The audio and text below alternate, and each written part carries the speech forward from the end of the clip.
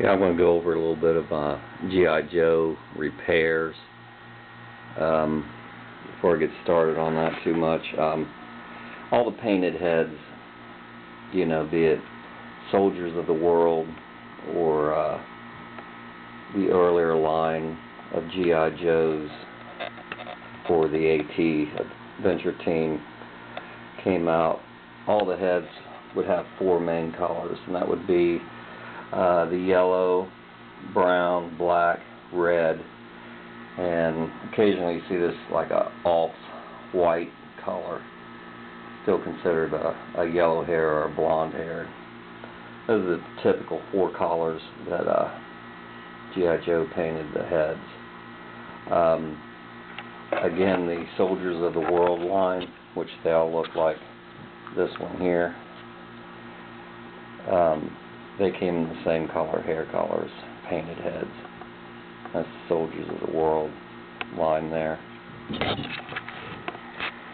Sometimes when you pick up a G.I. Joe at an auction or eBay or whatever, you'll get some, and the plastic limbs will have cracks. Some of them be beyond repair, and they don't hold onto the joints, and the limbs fall off. So you want to replace those. And again, back earlier, what I was saying, you could identify the part. Usually, it'd have a letter or a letter and a number marking, and you just want to go to find some parts that match that. So you look for parts that has the same skin tone color, and then check the letter and or the letter numbers to see if they match up. And as long as they match up and it's a better part, skin tone's the same, the letter markings are the same, you can go ahead and replace those. All it is it's a white pin with a ring shank, and generally you could just pull those apart. Some of them get really tough, but you can pull those apart and just replace it with a new part. And the way these things are strung together, the common Joes is a string rubber band that holds them together, and how it's wired up or run is the limbs, the thighs are hooked through a pin onto the rubber band. See how it has the metal joint ring there.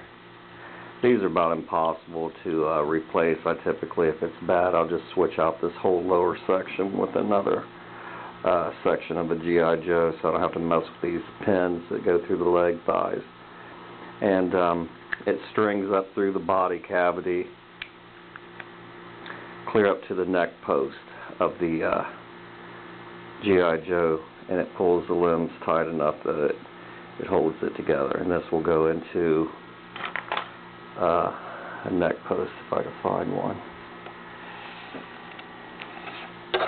Need to go into this neck post, hook inside of there, and that'll hold it all together with the G.I. Joe's head that goes on top here. So once you run it up through the body, goes up through here and through here, up out through the top of the neck post, neck hole, and then onto the neck post. And then for the arms, it has this band here, and it runs through to the shoulder joints, which look like this, and these hooks go, of course, through here to the pins of these shoulder blades. So they'll go on there, hook in through there, and then you thread it through, pull the other side with a pair of hemostats or something until you could hook the other shoulder blade on, and you repair that way. That's pretty basic. A lot of times these bands here are what stretches out, and you have to replace these, get the figure tight again. Another way to cheat is You see some of these are just crimped. A lot of them in the older days they sewed them, which these are here.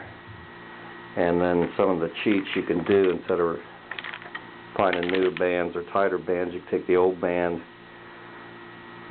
sew it down a little shorter on the band itself, like sew it in here.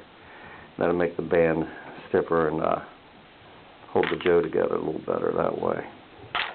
Then on the talking figures, they're strung differently. There's no string in the arms, neck. What it does is it hooks up with these sleeves or these bushings, and they go through the body. So you have the speakers here.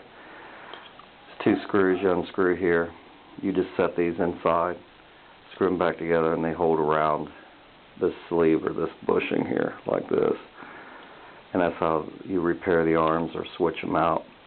Of course, you know, what usually makes these arms loose is this bushing here is worn out. I usually just replace them. You can cheat and get some epoxy, a hard resin epoxy.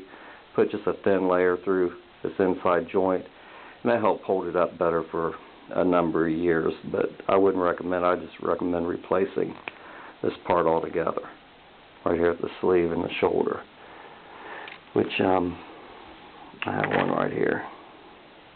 So I would just replace that portion, put it back on this arm, and be good to go there. Inside the talkers, pretty much set up with a needle like a record player. It's right in here on this little flap here. There's a needle there. This is hooked to a piano wire that gives it tension, so it springs back and forth and rides along a groove slot, just like a record player in the old days, a vinyl record. This is pretty much a record on a long strand, and there's 8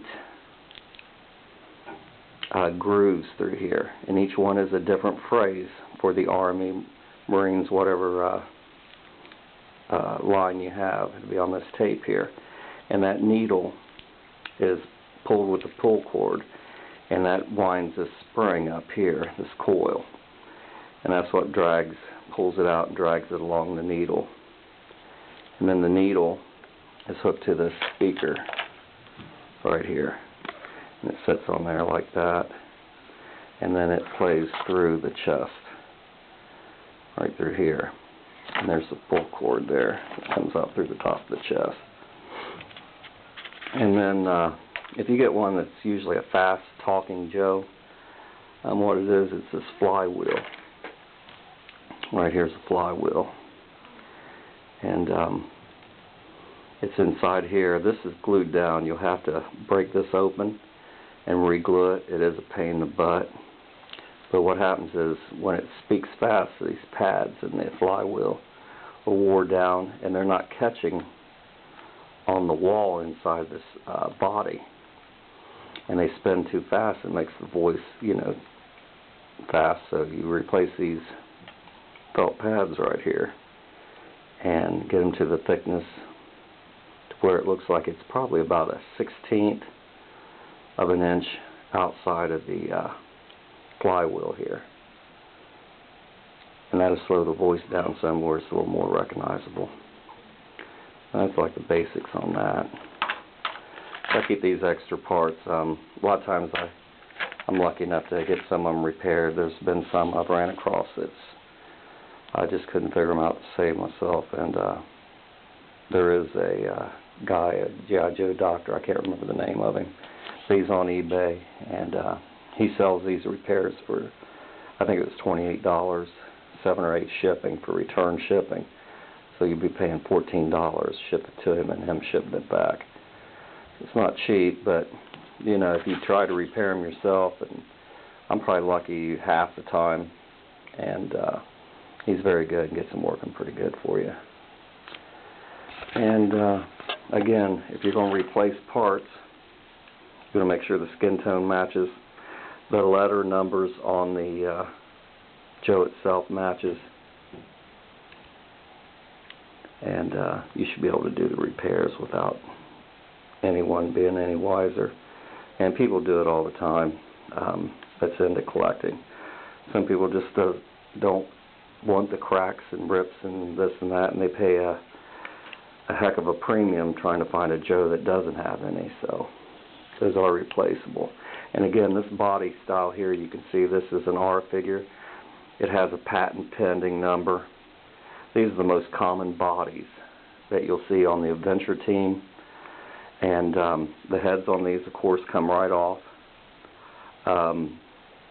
You could switch the heads. Say you have a head that doesn't have the bald spots, or you want it to be a air adventurer. You could switch it with a blonde hair, or you could switch it with a red hair. It's the same body. It's basically the same Joe, so you can't switch those out without it affecting the value on them at all. It's according to what you like the most.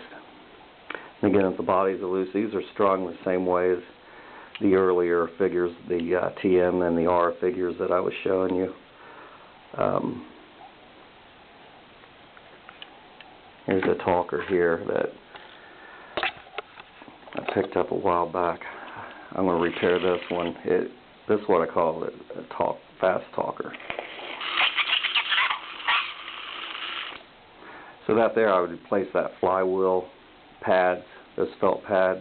That would slow this voice down and it would be more audible, easier to understand. And if you notice this one here, this is the European face, and it doesn't have the scar that the typical Joes have. I don't know if you can see that. It's called the European face. And what happened on this case, when they put this on a talking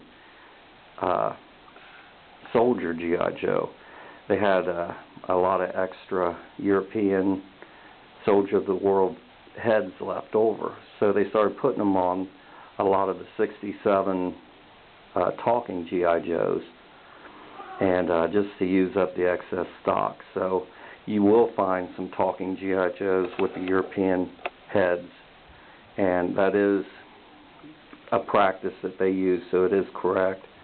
I myself, I don't care for the way those look, and I'd switch the heads out. And in this case, you would unscrew the body, just crack it open just enough so you don't have to end up worrying about the talking mechanism getting out of sort. And you could switch the head over with another head. Doesn't matter the color, because the talkers back in '67, their hair wasn't lined up with what branch of service they're in, like the adventure teams. You know, if there's blonde hair, they was air, and if they was red hair, they was this or that. You know, it doesn't line up like that. But these heads could be replaced easy. You can replace them with the head on the post, or pull the head from the post, like this one here. The heads could be pulled from the post itself, and you can switch them out that way. I think I covered everything I could think of. Yep, that should do it for now.